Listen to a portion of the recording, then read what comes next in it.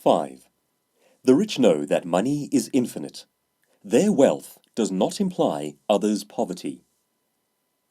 Another of the reasons we are embarrassed about money is the misconception that my having much is causing you to have little. It is the reverse of the idea of hating the wealthy. It is the shame of having wealth. It is also unexamined logic and a self-limiting belief. I call it the finite pool fallacy. The finite pool fallacy. There is only so much money to go around, the fallacy asserts. If I amass wealth, others must necessarily suffer. More for me means less for you. I once witnessed a real-world example of a person punishing herself according to this fallacy.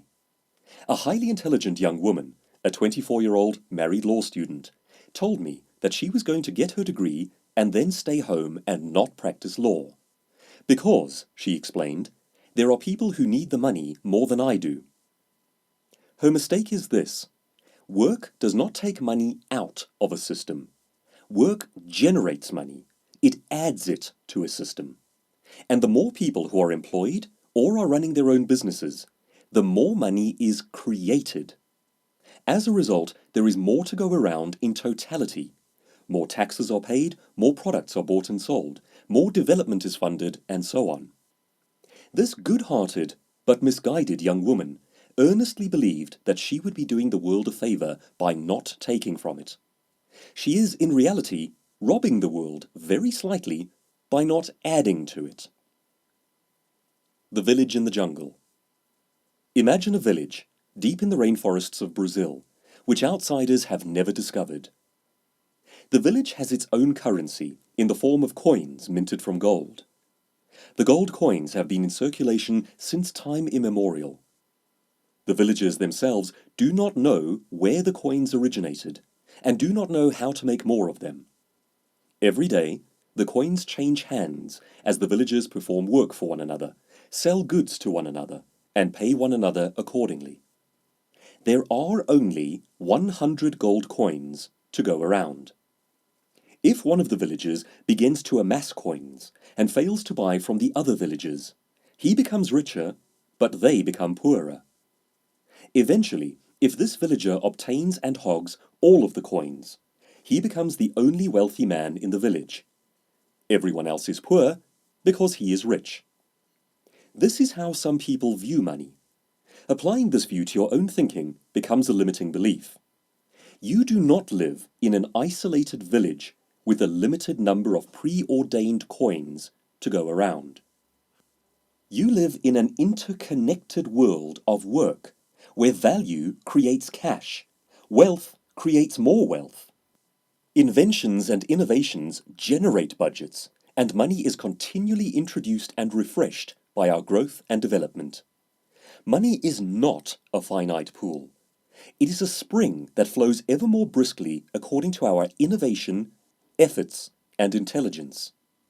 The village analogy implies that, at some point, the world already had all the money it would ever have, and that since then, we've all just been sharing it back and forth. If that were the case, it would be impossible for there to be more money available globally today than there was, say, 200 years ago, or 1,000 years ago. Plainly, this is not true.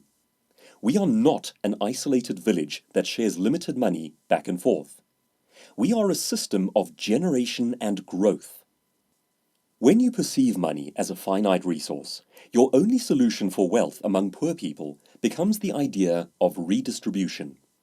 In other words, the only way in which you think to solve the poverty problem is, we must take from the rich and give to the poor. This collectivist thinking has within itself the seeds of communism, a system that has failed spectacularly around the world and has resulted in the deaths, by starvation, of tens of millions of people. Its fundamental mistake is the finite pool fallacy, the idea that there is only so much to go around. A better alternative to take from the rich is grow everybody. In Sapiens, A Brief History of Humankind, Harari makes an interesting point about our species. responding to the idea that we are merely mindless consumers of resource, who will eventually starve ourselves to death when we have consumed everything. Harari writes, "The evidence provided by the past is that energy and raw materials are finite only in theory. Counterintuitively, while humankind's use of energy and raw materials has mushroomed in the last few centuries, the amounts available for our exploitation have actually increased. Whenever a shortage of either has threatened to slow economic growth, investments have flowed into science and technological research. These have invariably produced not only more efficient ways of exploiting existing resources, but also completely new types of energy and materials." The point Harari makes is that we are not stuck in a zero-sum game in which we need to compete for finite resources. In fact, through our intelligence, innovation and industry, we increase the amounts of everything available to us. The book 0 to 1, Notes on Startups, or How to Build the Future, by Peter Thiel and Blake Masters, explores this phenomenon too, showing precisely how innovation helps humanity to escape the now invalid idea of the zero-sum game and create entirely new categories of abundance. Collectivist and communist thinking has not caught up with this new development, continuing to rely on the outdated idea that resources are finite and can only be distributed, not created. The past few centuries' story of innovation and progress indicates that it simply doesn't work that way. When productive human minds are permitted to create, innovate, and develop, we trash the collectivist idea that there is only so much to go around. We create progress, which grows more. Harari continues, "Following the industrialization of agriculture, a shrinking number of farmers was enough to feed a growing number of clerks and factory hands. Today in the United States, only 2% of the population makes a living from agriculture. Yet this 2% produces enough not only to feed the entire US population, but also to export surpluses to the rest of the world. Without the industrialization of agriculture, the urban industrial revolution could never have taken place. There would not have been enough hands and brains to staff factories and offices. As those factories and offices absorbed the billions of hands and brains that were released from fieldwork, they began pouring out an unprecedented avalanche of products.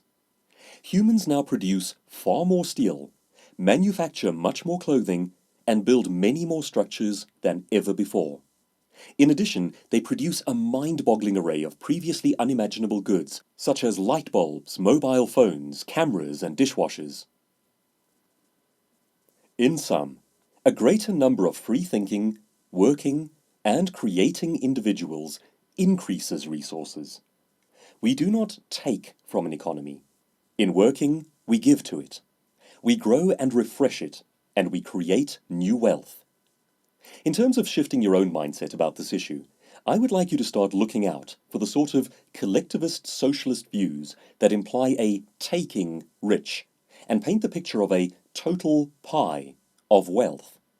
They are demonstrably nonsense, and their implications that wealth should be redistributed and that earnings should be capped are harmful to the worlds of innovation and industriousness, which are the wellsprings of wealth.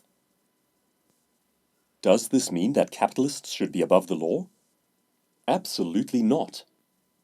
If a poor person breaks the law, he or she goes to jail. If a wealthy person breaks the law, the same must apply. But should innovating companies be given the freedom to create, even if that means that they amass, which is to say, they generate for themselves, incredible wealth? Absolutely. In the absence of this, the resources stop growing. Everyone gets poorer. The most dangerous book of the 21st century? In 2013, French economic theorist Thomas Piketty published his book Capital in the 21st Century. It offers a distinctly collectivist view of the world, and, despite its popularity, it has been widely criticized for failing to incorporate the simple idea that we are not involved in a zero-sum game, but create new resources through innovation. Piketty sees the world as a village sharing a pie, and in doing so comes to predictable conclusions about how wealth needs to be redistributed and the wealthy need to be brought down. He says little about how wealth is originally created, tacitly assuming that it is a sort of collectivist blob belonging to everybody, and neglecting the idea that creators generated the wealth in the first place. Piketty proposes measures like massive punitive taxation of the wealthy and confiscation and redistribution of their money, nullifying of inheritances, and more. My personal view is that Piketty is not only portraying an ethically questionable worldview, which proposes theft of personal property as a societal virtue, but is dangerous in a number of additional ways. His systems would punish innovation and institutionalize the shame of success. He argues for the removal of any advantages that we are able to bestow upon our children, arguing that generations should not enjoy the benefits that their parents created in the previous generation, but should start again from zero, thus removing one of our reasons to try. Ultimately, I believe the philosophy of his book fails because it sees the world exclusively through numbers, while neglecting to account for the human spirit. An economic system that relies solely on formulas and dismisses the human spirit is a dangerous thing. There have been some strong backlashes against Piketty's viewpoint, rightly so, I believe. Many of the formulas and findings in his book have been disproven by subsequent research. Yet the underlying ideology remains worryingly popular. If this topic interests you, the best exploration of the misleading claims in Capital in the 21st Century is arguably to be found in the book Equal is Unfair. In a nation that continues to flirt with communism and collective ideas, I cannot recommend this book strongly enough. For our purposes, it is enough to assert that creating wealth does not impoverish others. Believing that we are entitled to others' money is the beginning of a downward slide that, historically, tends to end in poverty for all. Poverty mindset. More for me means less for others. Wealth mindset. Work doesn't take wealth, but generates it. The freer we are to create and do, the bigger the pie becomes.